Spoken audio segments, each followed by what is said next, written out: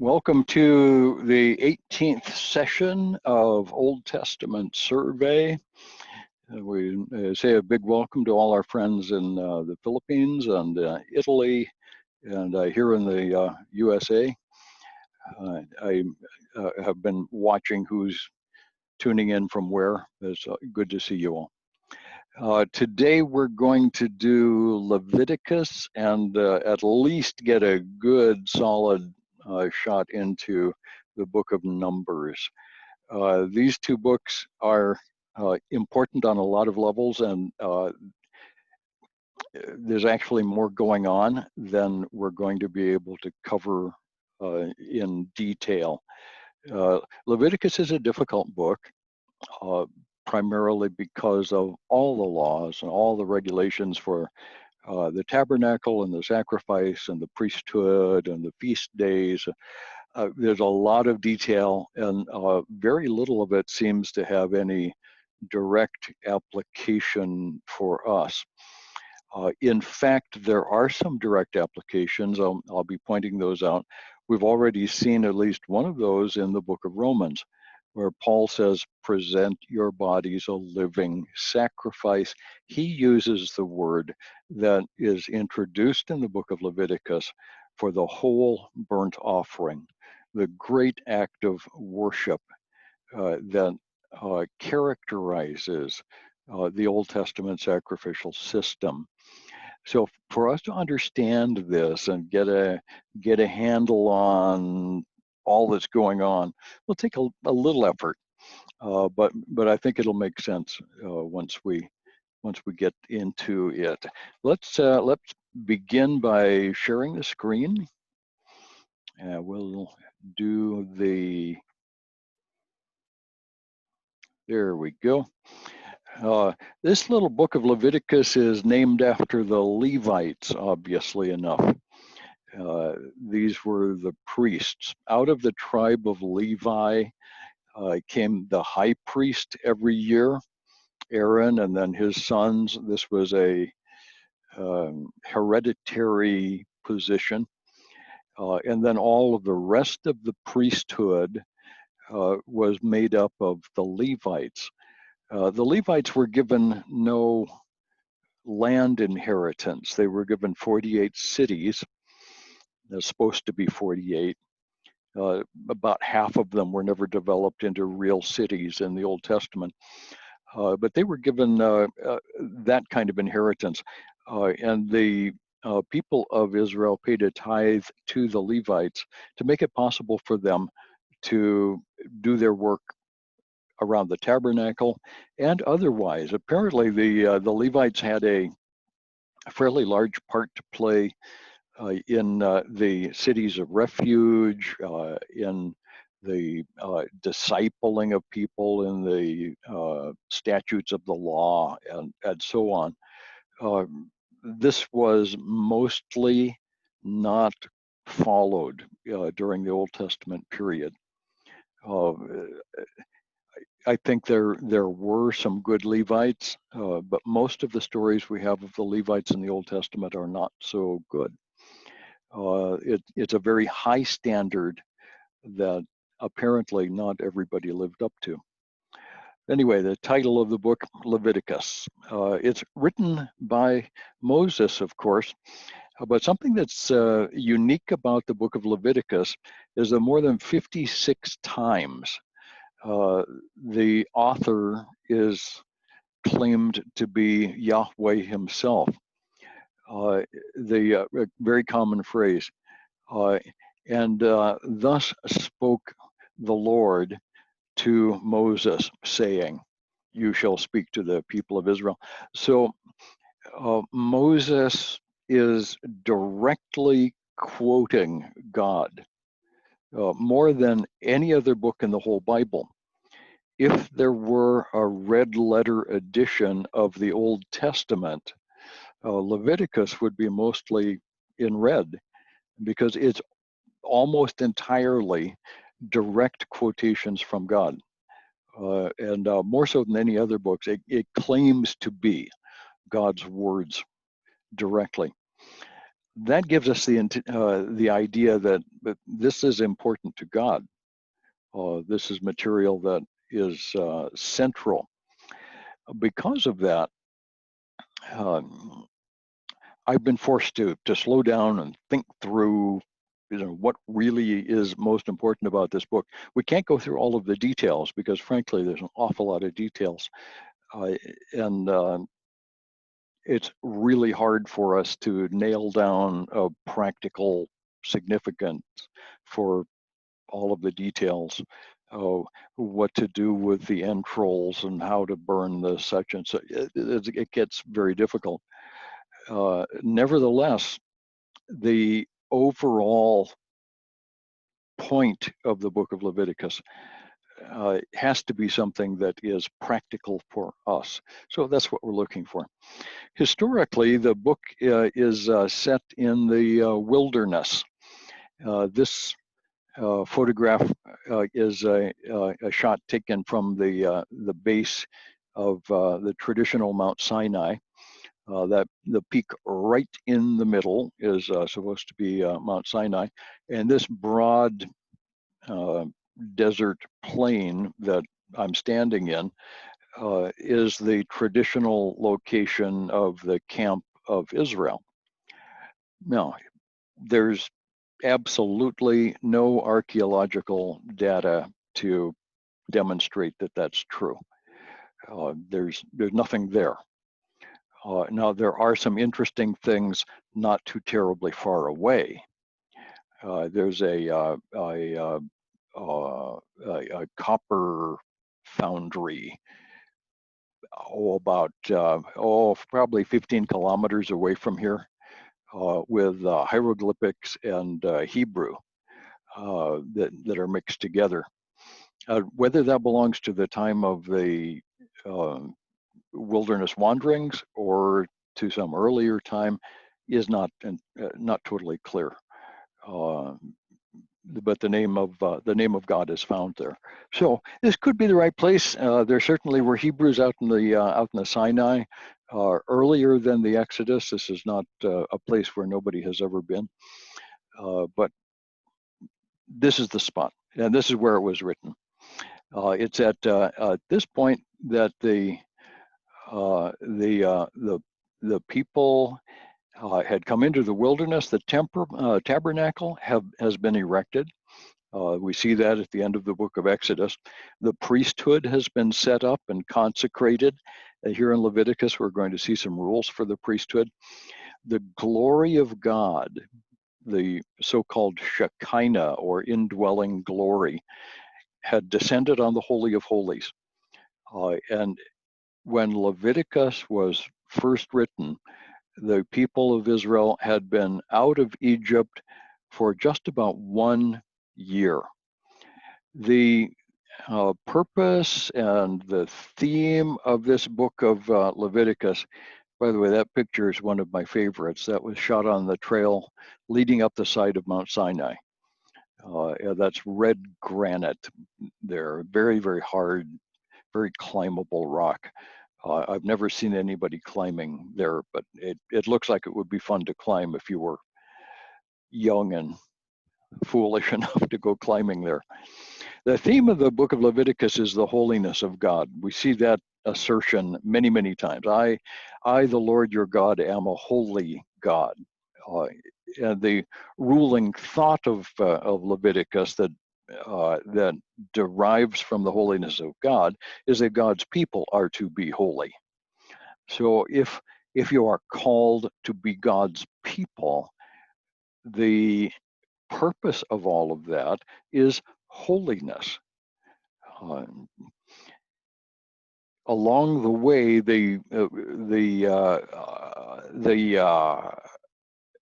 great movements that we see in the book of Leviticus are that the way of access to God is through sacrifice, and the way of fellowship with God is through separation.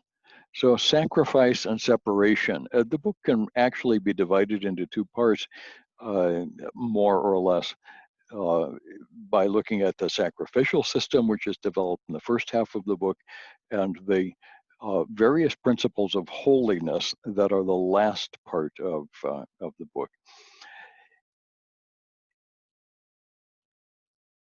The idea of access to God is something it's important for us to make a distinction here. Access to God is not salvation. Sacrifice was never intended as the means of salvation for the people of Israel. It was intended as the means of access for believers to come into the presence of God. Salvation was always by grace through faith. We see that all the way back to Genesis. There really can't be any question about that. The sacrificial system was preeminently a method of worship, of submission to God, of coming into fellowship with God and with other believers. And so we'll talk about how the sacrificial system works in that way. There are some components of the sacrificial system that point to the work of Christ.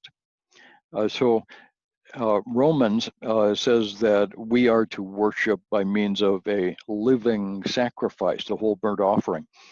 Christ himself is also called the olam, or whole burnt offering.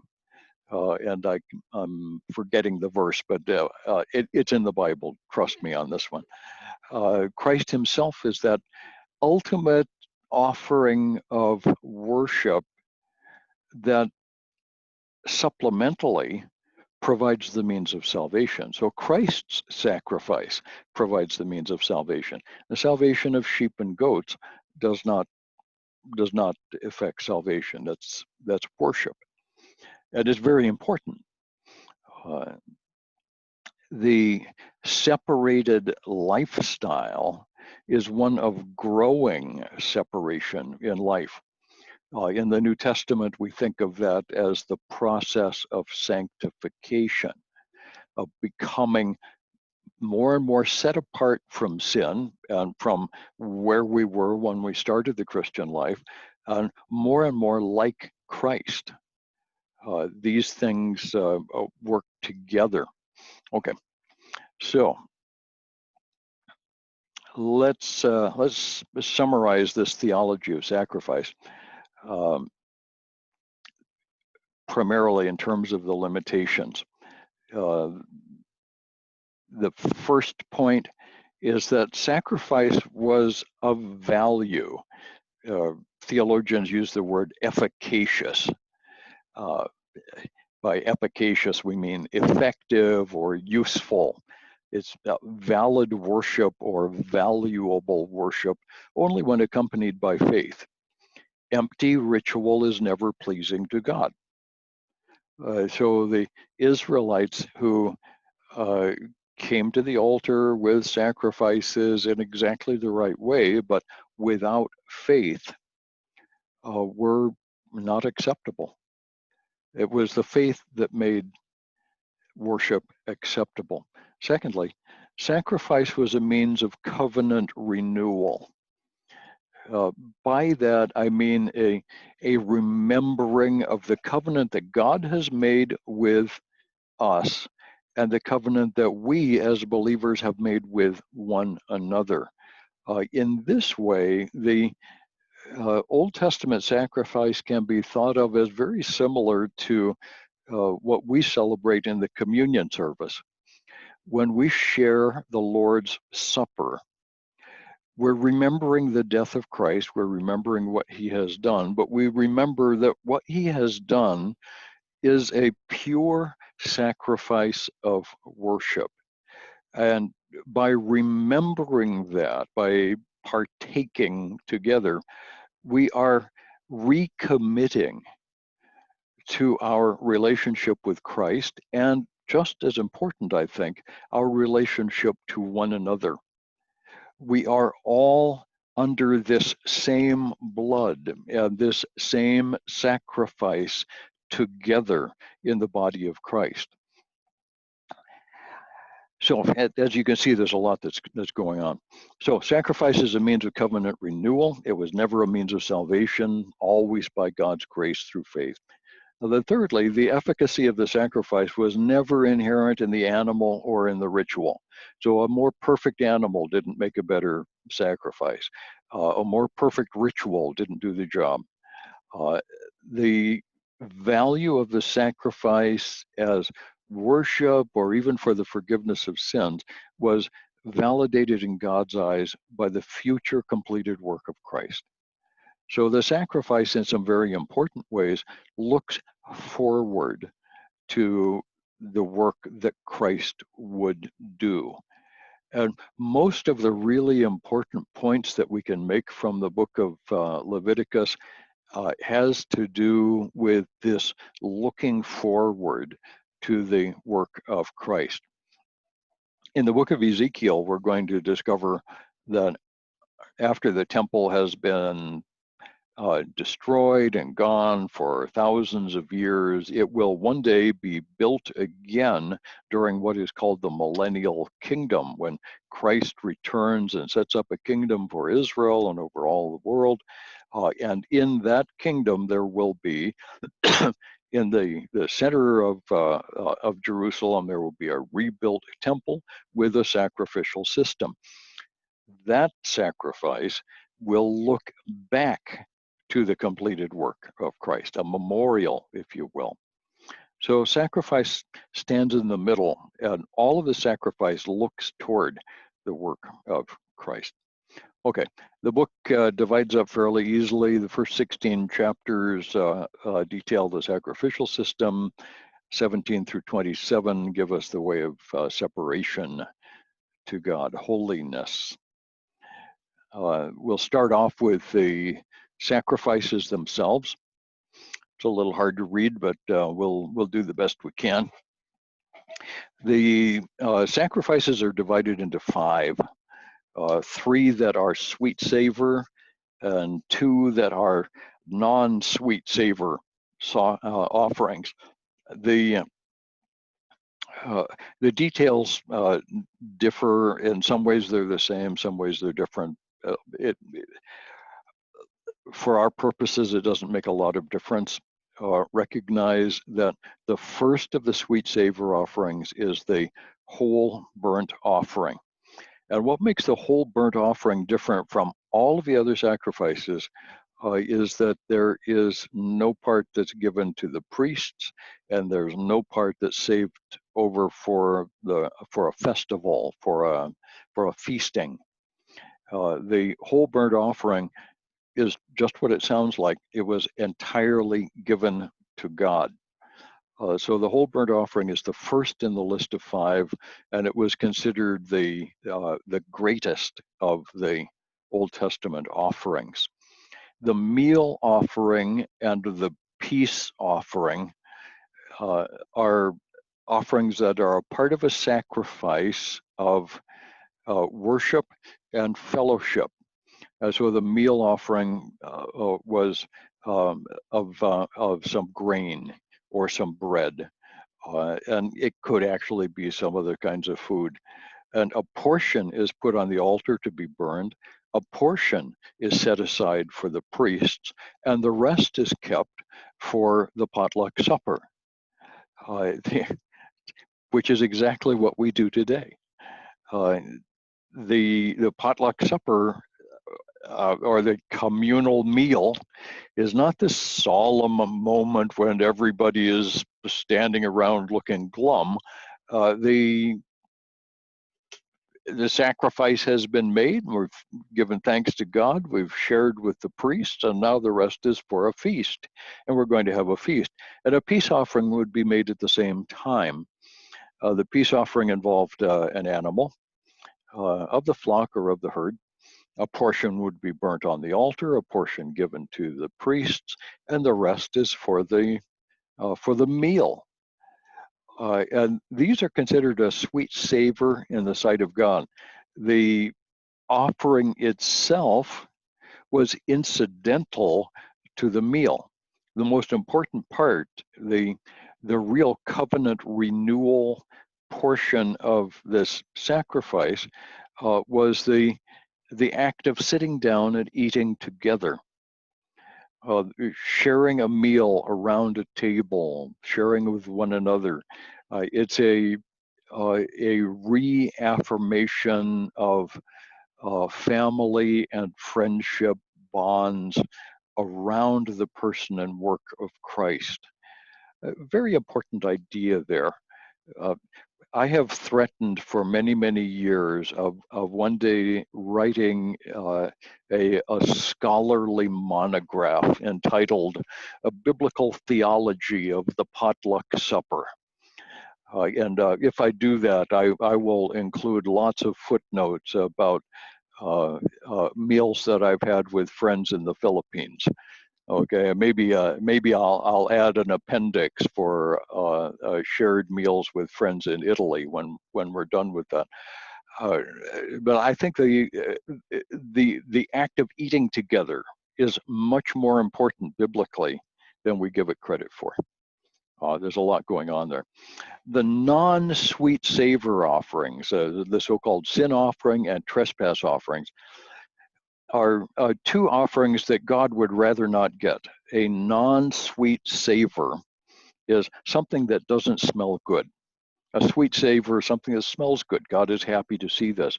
The non-sweet savor offering God would rather not get, but it is a necessary part of the walk with God. The sin offering and the trespass offering were made when people had committed some sin, whether it's a sin against someone else or a sin against God, whatever, and they had come to confess. And so the confession was made to either to the priests or to the elders or to whoever it was made by the whole family or the whole clan would come forward. This person has confessed to a sin. Here is the offering, and a portion is on the altar, a portion is for the priests, and the rest is for the feast. Well, what's with the feast? Why are we happy about this? Yes, we're happy that this person has confessed to sin and is willing to be recommitted to the covenant relationship with God and with one another. So that's what this is about. The sin offering and the trespass offerings are not a means of salvation for people who've sinned. That doesn't work. The sacrifice of Christ for sin is applied by grace through faith and was never any other way. So the sin offering, the trespass offering are a means of confession and reconciliation, of welcoming a person back into the fellowship, back into the family, when the damage has been done and he's willing to try to repair it. In the Roman Catholic Church, the confessional is an attempt at coming close to that. And I have some arguments with the methods, but that's the idea.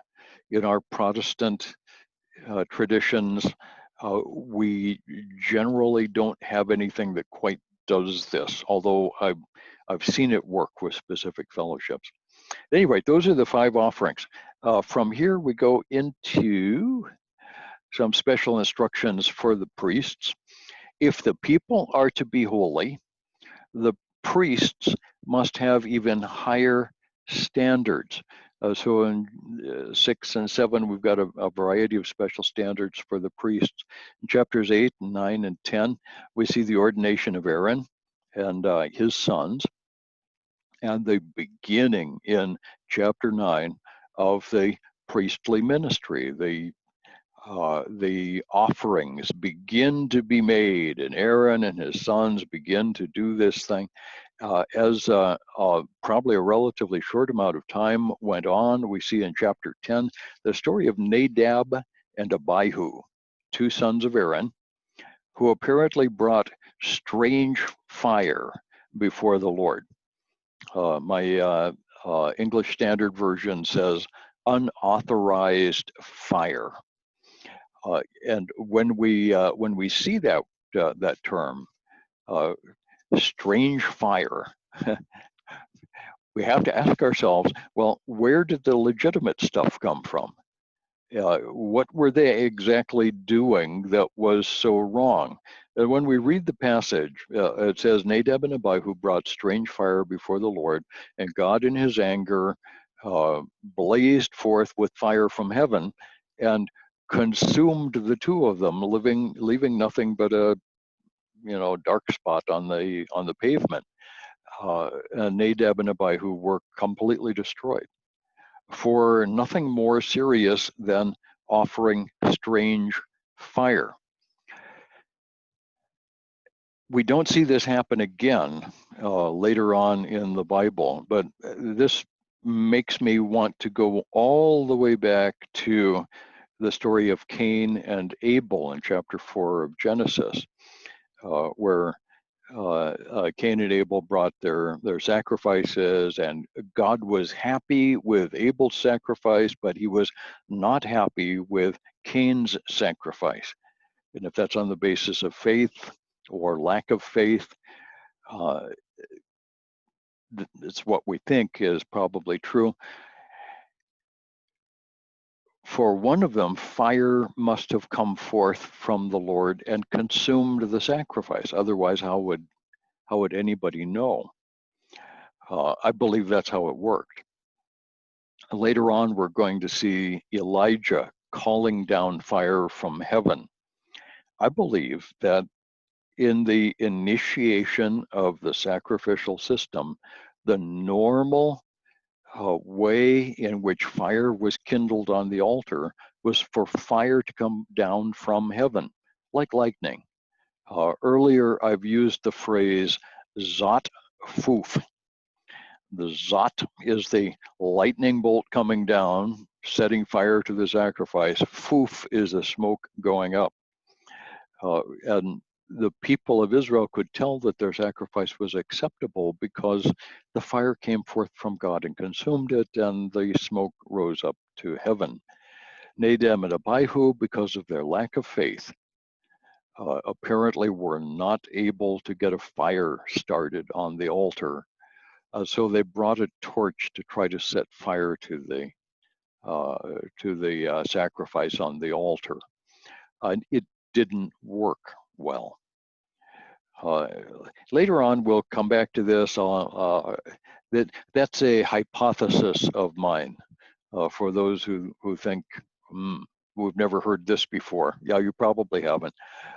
This is something that I've been testing for a while, and it looks to me like that's a good way to understand the Old Testament sacrificial system. Various laws concerning uncleanness, clean and unclean animals is given to us in chapter 11. So the pig is unclean, but the cow is just fine. Chewing the cud and cloven hoofs and all sorts. There's a lot of very specific rules that divide unclean animals from clean animals. And the Jews still have those rules today.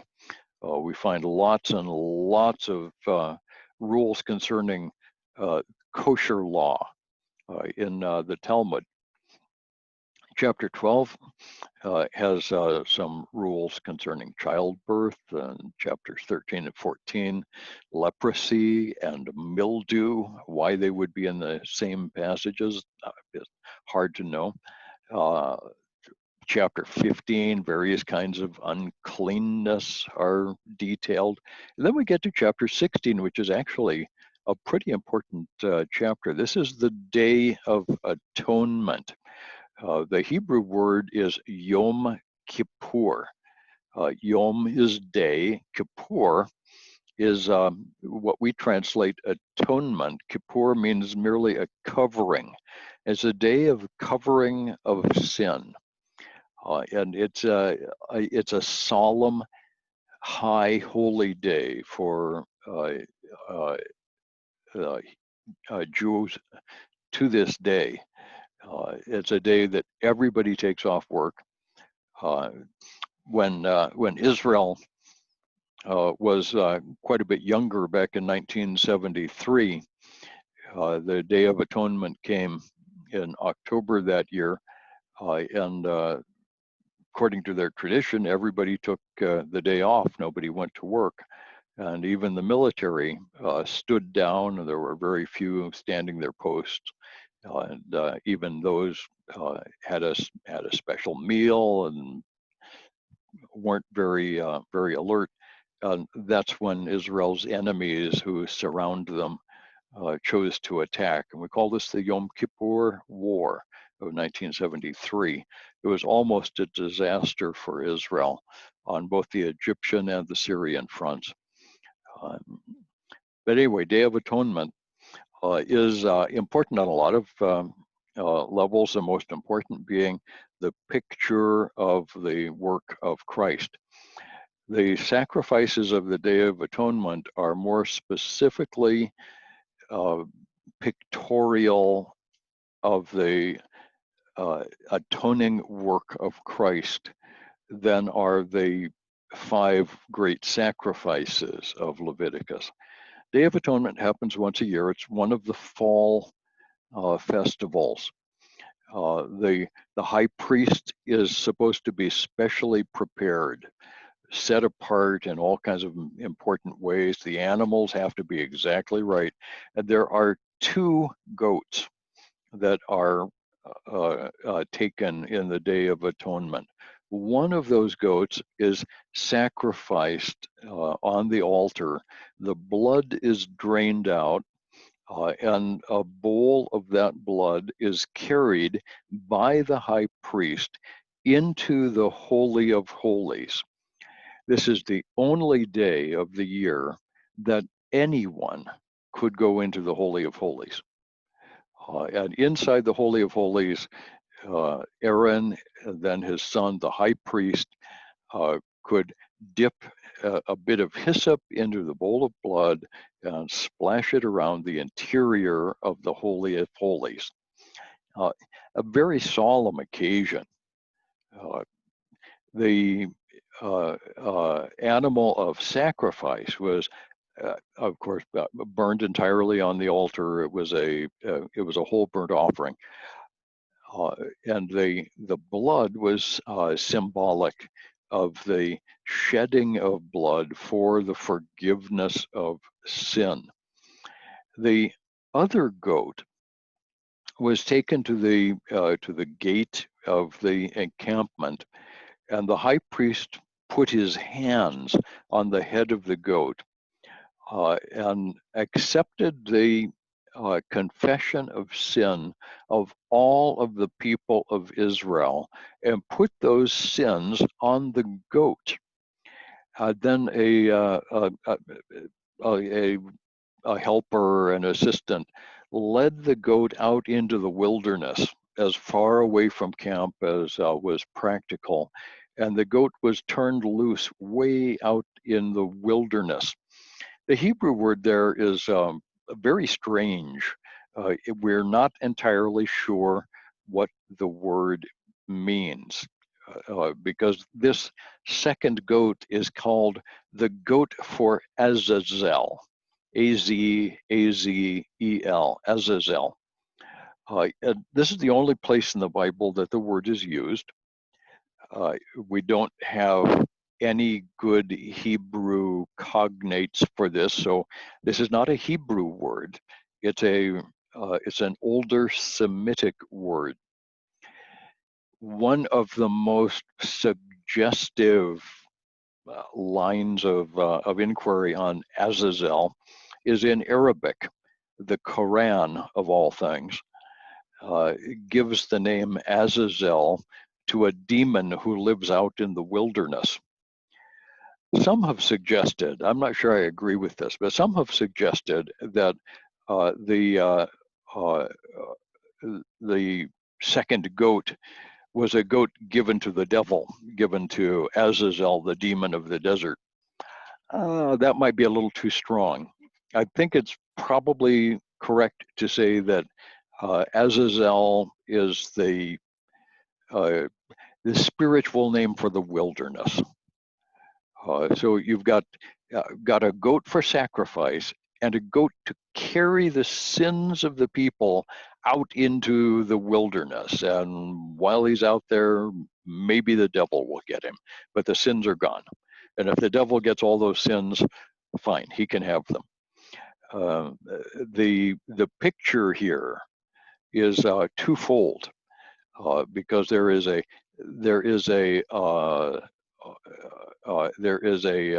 sacrifice of atonement, of a covering for sin, and there is a sacrifice that takes the sins far away.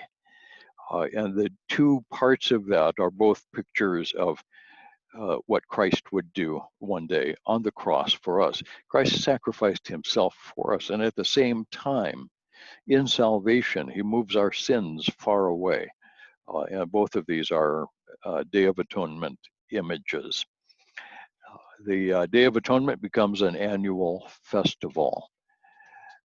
Chapters 17 through 27, a variety of laws for sacrifice and the eating of meat and miscellaneous stuff. 17 through 27 is just all the separation laws. 18 through 20, a variety of laws concerning morality, various pagan practices.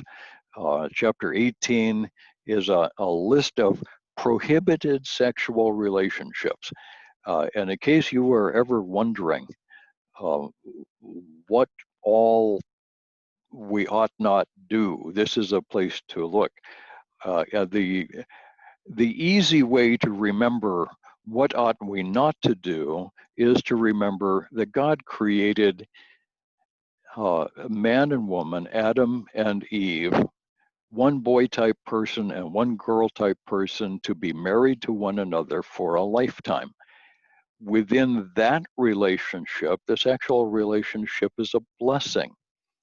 Every other combination is wrong. So if somebody comes up and asks you, would it be all right if I got together with my horse? The answer is no. How about a snake? Well, yeah, that would be wrong too. How about three guys? Well, no, that would be wrong. Why is it wrong? Well, because God designed the sexual relationship between one man and one woman married for a lifetime. That's where the blessing lies. Everything else is sin. And Leviticus 18 just confirms all of that. Chapter 19 is a great chapter. It's sometimes called the Old Testament Sermon on the Mount. We see a lot of parallels between chapter 19 of Leviticus and particularly the Beatitudes. But a lot of stuff going on in the Sermon on the Mount, and the Gospel of Matthew has its parallel here. Chapter 20 has a discussion of offenses that require capital punishment. Chapters 21 and 2 speak again of the holiness required of the priests. If the people are expected to be holy, how much more so must their leaders be holy? And so we see that going on. The feasts of the Lord are listed in chapter 23. We see there's one that happens every week. That happens at sundown on Friday and lasts until sundown Saturday. We call this the Sabbath or Shabbat. And Sabbath was supposed to be a rest for men and beasts, just to allow them to remember their God. People were to do no work. It was important as a reminder of our rest in the completed work of God. For us as Christians, the completed work of Christ, and a looking forward to the rest that we will enjoy in the millennium and in eternity. So Shabbat is not a bad thing. It is not wrong for believers to take a day off every week. Now, I honestly don't care what day we take off. When I was pastoring, I used to take Mondays off. because I was no use for much of anything else anyway. But the day doesn't really matter. In the Old Testament, it was Saturday, Friday to Saturday. But the specific day doesn't matter, and it's not part of the salvation set. Okay, apart from the Sabbath, there were a set of spring feasts and a set of autumn feasts. The Passover, the unleavened bread, and the first fruits all happen together, all about the same time, during a week, usually in April. Sometimes it happens the end of March. It's all lunar, not solar years, but usually middle of April or so, plus or minus a couple of weeks in either direction. That's why Easter moves around every year, because Easter is celebrated in relationship to Passover. Passover is the main meal. It happens during the week of unleavened bread, usually, although sometimes it moves around. And first fruits is a ceremony of the first fruits of the harvest that is celebrated about the same time as Passover and unleavened bread. 50 days after Passover comes the celebration of Pentecost, which is the high summer harvest completion, when the last of the grain is brought in. So it's a celebration of the harvest. In the fall, there are 3 feasts: trumpets, Yom Kippur, and tabernacles. And these all happen within usually about a 3-week period. They're also somewhat movable. The feast of Yom Kippur, we've already talked about. Trumpets is a celebration of the going out of God, as it looks forward to the second coming of Christ. Tabernacles is a celebration of the wilderness days and God's provision. And then we've already spoken of tabernacles. Okay, special years. Well, a ceremonial and moral. Yeah, the sabbatical year is every 7th year. The year of Jubilee is every 50th year. The Sabbath years are important for the sale of land or the sale of a slave. So if a person was sold into slavery, what was really purchased was not the person himself, but his service for the remaining time until the sabbatical year. So if we were 3 years into the cycle, there's 3 more years, and then I'm set free. So as the cycle moves on, the value of a slave decreases because you're not buying the person, you're buying the service. That's actually a very important concept. In Israel, the concept of slavery was quite different from how it ended up being in much of the rest of the world. Something that we call chattel slavery, where in Rome, for instance, or in Islam, the slave is actually owned, lock, stock, and barrel. The slave owner could kill his slave. That's not true in Israel. The slave had to be well cared for because he was a free, independent person who has lost his freedom for a period of time, either because of poverty or because he'd been captured in war or for whatever reason. And at the end of that time, he'd be set free. The year of Jubilee is another one during which all debts are forgiven, all land goes back to the original owner, slaves are again set free. Year of Jubilee, fairly important thing. These are related and keep coming back. various blessings and curses for obedience and disobedience in chapter 26, and then rules concerning vows and gifts and tithes. If you make a vow, you must pay your vow. You must do what you do.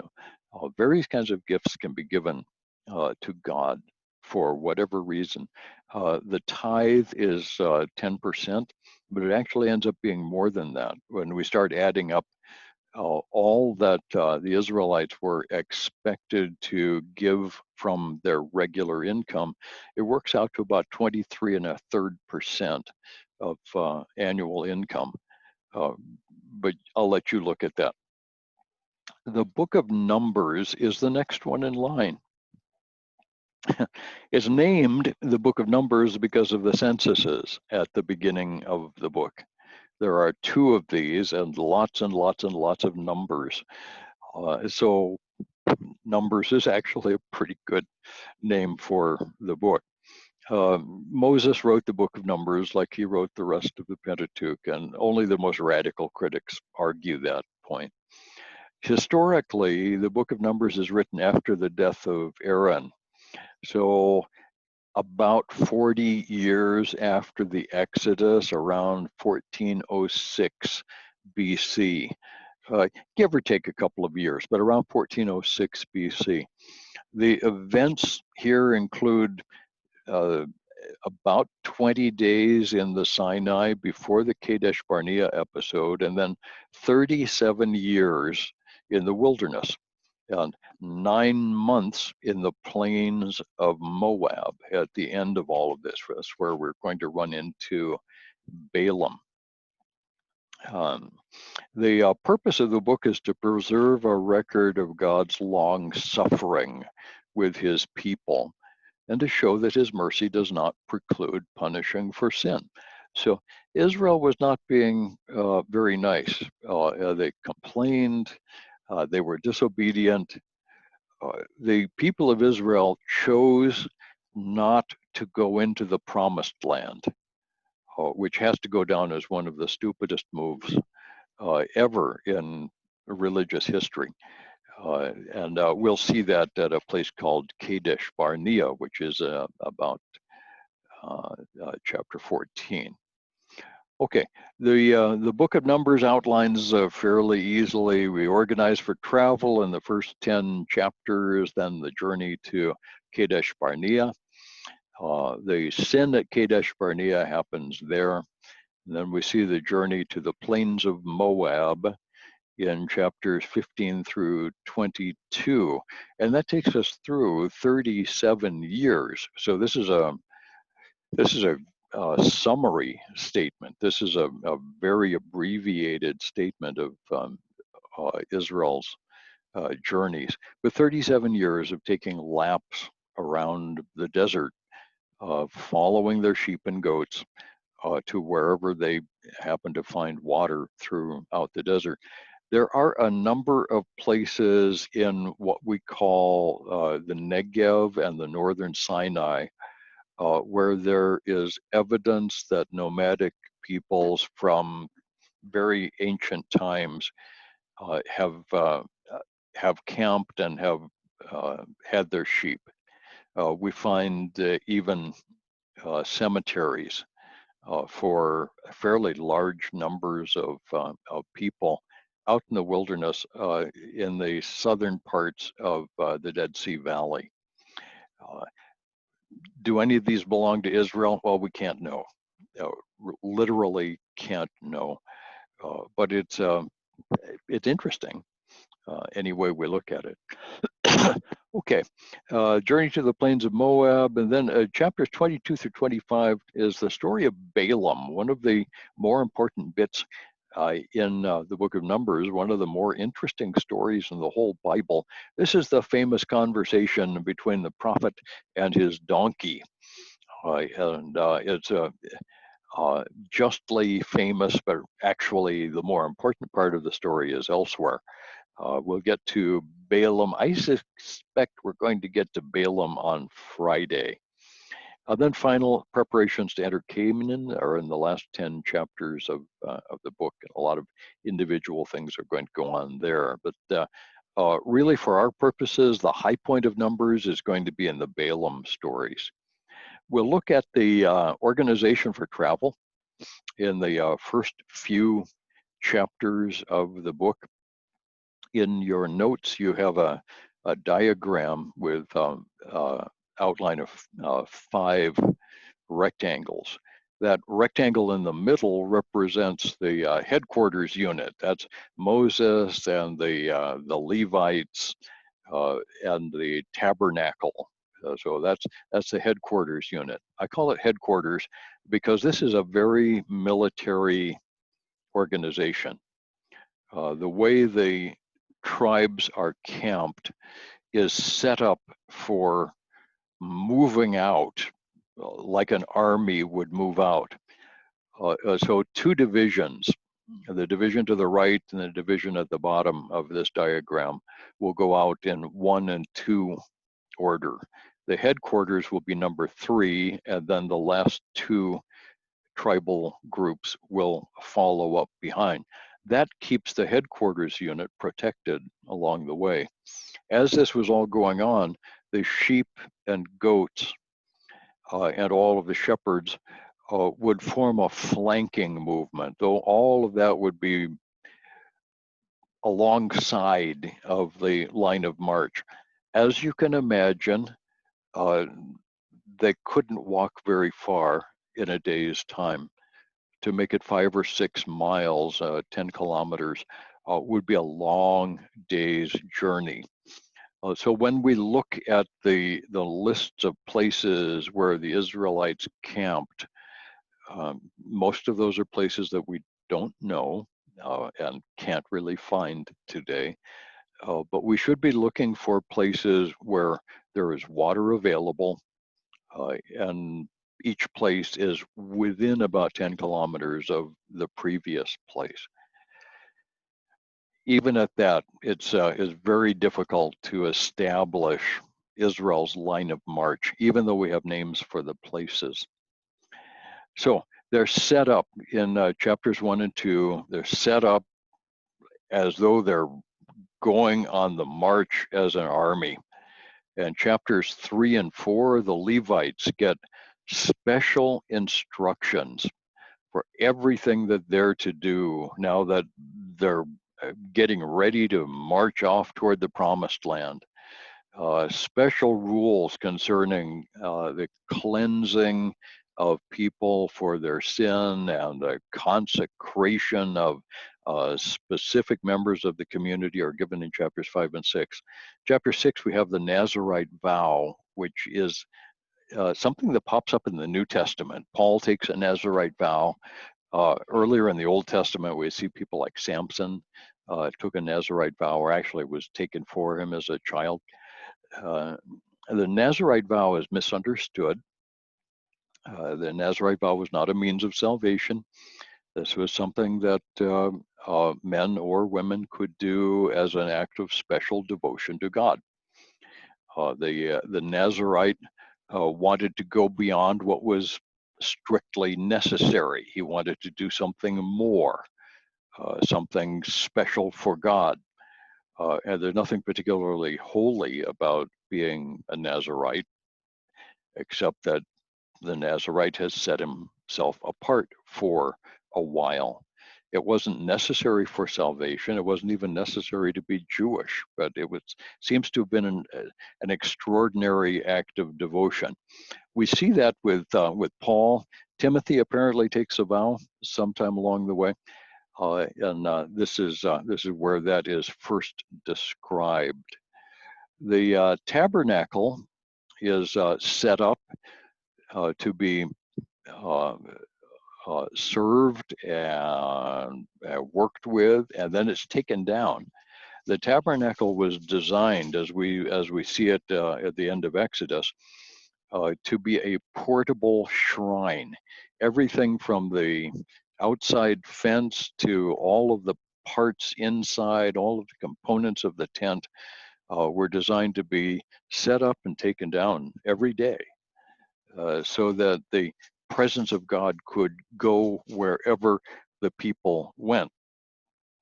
Chapter 9, we see some instructions for the Passover, and then in chapter 9 and on into chapter 10, we see specifically the signs of the presence of God, of the pillar of smoke by day and of fire by night. The promise is that God would go with the people all the way into the promised land. So all of this that we see in the first 10 chapters of Numbers is a very clear military preparation. The people are being organized like an army to go on the march along the King's Highway, to go up into the Negev and to roll up the defenses of the Canaanites in the Promised Land. It was to be a direct frontal assault, actually, the long ways up the length of the Promised Land. It didn't end up that way because of Kadesh Barnea. This is a shot of Kadesh Barnea on the border with between Egypt and Israel today. Kadesh Barnea is actually in the Sinai. And during the years that Israel occupied the Sinai, it was possible for archaeologists to get to this spot and to analyze the artifacts that are found there. And we have pottery that takes us back to that period. It's obviously an oasis. It was obviously a major area where nomadic peoples could journey and could camp. So there isn't any place else, anything like this place, anywhere close to the place. So archaeologists are convinced this is the spot. This has to be Kadesh Barnea. Very close to here, there's a substantial mountain. It's not very, it isn't an impressive mountain from our point of view. We think about the Alps or something, and there isn't anything like that in Israel. But the high point that you see in the back of this photograph is not Mount Hor, but it's like that. It's the highest place in the vicinity. And from that spot, it's possible to look north all the way across the Negev desert, the depression of the Negev, into the southernmost regions of the Israelite hill country. So this was a logical place to camp and a logical place to kick off the invasion of the Holy Land. So we see in chapter 10, the rest of chapter 10, we see the departure from the Sinai. They're marching along. And as they march, chapter 11, they begin to complain. You know, their feet hurt, they're thirsty, they're hungry, they got to go. Can we stop yet? You know, those of you who are parents and have ever taken a trip with kids know the drill here. Interestingly, God punished the complainers harshly. And then he did send food for them in the form of quail, which some of them ate raw and died from. It's kind of an ugly story. Chapter 12, something that we don't spend very much time with, is the rebellion of Miriam and Aaron. These are the sister and brother of Moses, respectively. Aaron is Moses' older brother. And the two of them complain that they're not getting as much attention as Moses is. And they end up being punished, and they end up with leprosy. They have to ask forgiveness for their sins, and all of that happens there in chapter 12. Chapter 13, Moses decides that it would be a good idea to send a reconnaissance patrol into the promised land. And this is done from Kadesh Barnea. There's one representative of each of the 12 tribes, and these include two fellows that we're going to hear about later, Caleb and Joshua. So 12 spies are not really spies. In the modern world, we think of spies and we think of James Bond. We think of this guy in a tuxedo with a silenced pistol in his pocket, talking to beautiful women and blowing up sports cars and that sort of thing. That's not even remotely real. The spies were more on the order of recon. In the army, some soldiers who are really good at staying out of sight and keeping good notes of what they're looking at might be volunteered for a reconnaissance patrol. Take your weapons and take enough food to last you a while, but your goal is not to fight with the enemy. Your goal is to get to some high places and see what you can see. Where are the cities? Where are the defenders? Where are the problems? What do we need to know before we begin this battle? So this is a recon patrol, an armed reconnaissance.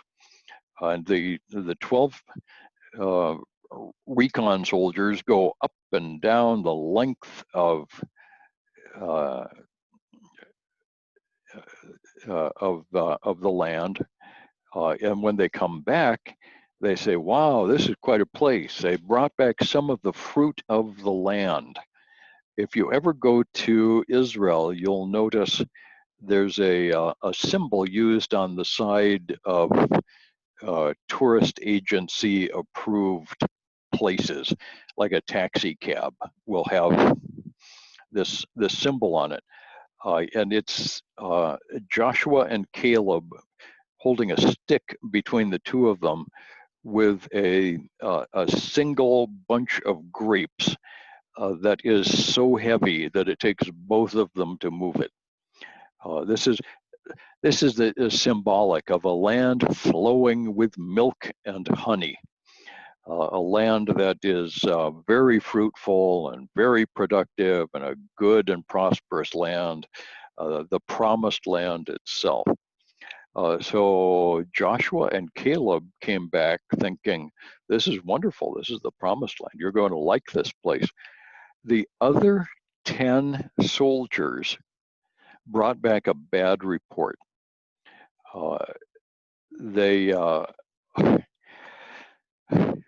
Sometimes I call this a study in committee psychology. God never intended us to be ruled by committees. He actually never intended us to rule by majority vote. In this case, the majority, the 10 spies, were wrong. They understated the goodness of the land, and they overstated and exaggerated the obstacles. The walls of the cities of Canaan at this time, we can demonstrate archaeologically, were not tall. The very few of them were walled at this time. They were mostly undefended. The armies were not unified and powerful. They were actually very badly fractured. There were approximately 130 separate kingdoms in Canaan at the time, all these different Canaanite kings who had been deliberately divided by Thutmose III, the Hornet, who went before. A war would have, at this time, a war of liberation by the Israelites would have had to deal with one city-state at a time. There was no coalition that would stop them. But the 10 soldiers came back with a bad report. The people were convinced by the pessimistic 10 in spite of Joshua and Caleb saying, no, you're wrong. We need to go up and take this land. God will be with us. Afterwards, God made the decision to punish the people for their unbelief. And the rule was no one over the age of 20, except Joshua and Caleb, would be allowed to go into the promised land. Everyone else would have to wander in the wilderness until they died. 37 years of wandering. And that's described in this next section. The journey from Kadesh Barnea to the plains of Moab is in 15 through 22. We see a rehearsal of the covenant in chapter 15. Rebellion by Korah. Korah is one of the Levites, and he rebelled against Moses, and ended up, he and his sons were killed for this. Later on, the descendants of Korah, in order to make up for their father's sin, dedicated themselves to writing songs for the tabernacle. There are quite a number of the Psalms that we have in David's collection come from the sons of Korah. In chapter 18 or 17, we see Aaron's vindication. This is the budding of Aaron's rod. That budded rod is going to end up in the Ark of the Covenant. The roles and privileges of the priests are described in chapter 18, various laws of purification in chapter 19, and then finally the journey to the desert of Zin in chapter 20, finally taking us up in chapter 21 to the plains of Moab. Now, this photograph is taken from the King's Highway in Jordan, looking out over the southern plains of Moab at approximately the place where Petra is located. We're going to move north from here all the way to the plains of Moab across the Jordan. This shot is taken from the west side of the Jordan, looking across the Jordan Valley into the modern state of Jordan. It's confusing that we've got a state named Jordan, and we've got a river named Jordan, and we've got it gets complicated. Anyway, that's the Jordan Valley.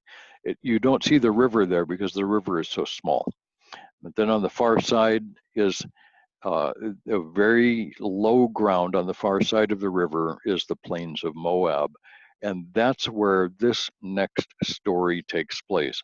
We'll be looking at the Balaam stories on Friday. We'll cover Balaam and then go on into the book of Deuteronomy on Friday. So I'm going to stop the sharing and I'm going to unmute everybody. Donna was right. I couldn't get through the book of Numbers. It is probably impossible. That was quick. What I just did? Yeah. Yes, that was quick. Sometimes the only way to do this is quick. It is probably impossible. Oh my. That was quick. What I just did? Yeah. Yes, that was quick. Sometimes the only way to do this is Facebook Live. It is. I'm hearing a very delayed echo. Oh my! What I just did? Yeah. There's about a 15-second delay between you saying it and the Facebook live feed. Wow, that's a long delay. Yeah. I could hear that.